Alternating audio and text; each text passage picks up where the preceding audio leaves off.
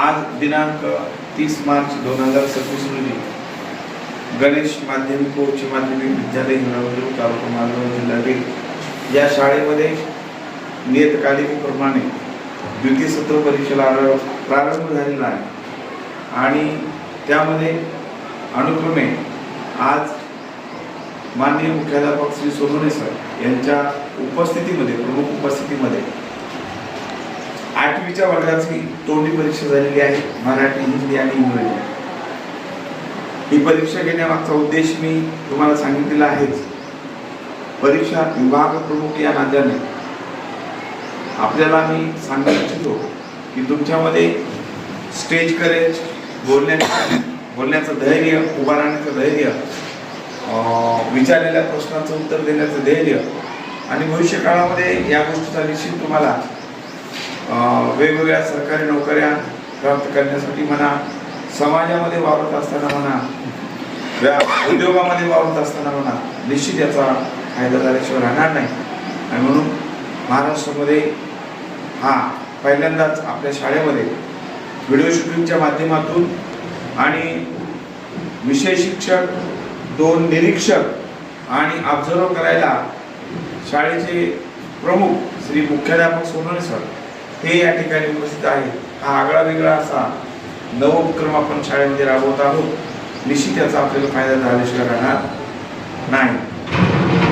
आपली शाळा ही कॉपीमुक्त परीक्षेचं एक सुंदर असं केंद्र बनलेलं आहे। येणाऱ्या काळामध्ये आपण सर्व परीक्षा या कॉपीमुक्त घेणार आहोत आणि तुम्ही जी तोंडी परीक्षा दिली त्या तोंडी परीक्षेमध्ये तुम्ही सर्वांनी अतिशय सुंदर पद्धतीने प्रतिसाद दिला, त्याबद्दल तुमचं सर्वांचं खूप खूप मी या ठिकाणी पहिल्यांदा अभिनंदन करतो।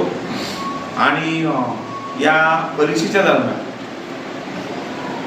मराठी, हिंदी आणि इंग्रजी या तिन्ही विषयामध्ये एक प्रकट वाचन करण्याची ज्यांनी या ठिकाणी ज्यांनी सादरीकरण केलेलं आहे अशा मुला मुलींचा सत्कार आपल्या शाळेचे मुख्याध्यापक श्रीमान सोनवणे सर हे करतील अशी मी त्यांना विनंती करतो आणि हिंदी सरांना विनंती करतो की त्यांनी नाव प्रकट वाचनामध्ये मुलं आणि मुली यापैकी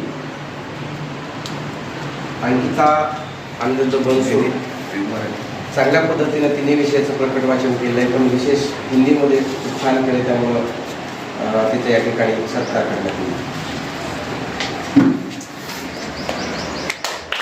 त्यानंतर पूजा रमेश बनसोड हिनं मराठी या विषयामध्ये फार प्रकट वाचन केलं, त्यामुळं तिचा पण सत्कार करण्यात येत आहे।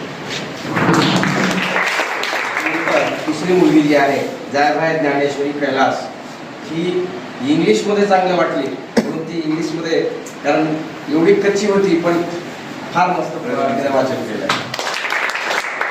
त्यानंतर मुलांमध्ये शेख जुबेर रफिक हा मराठीमध्ये याने फार प्रकट वाचन केलेलं आहे।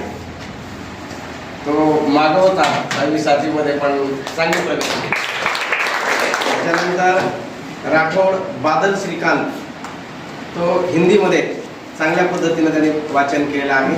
हा पण विद्यार्थी फार कच्चा होता, पण 7वी पासून त्याने चांगली प्रगती केली 2 वर्षामध्ये। आणि याच्यानंतर आटकर राम एकनाथ याने इंग्लिशमध्ये चांगल्या पद्धतीने प्रकट वाचन केलेलं आहे। धन्यवाद।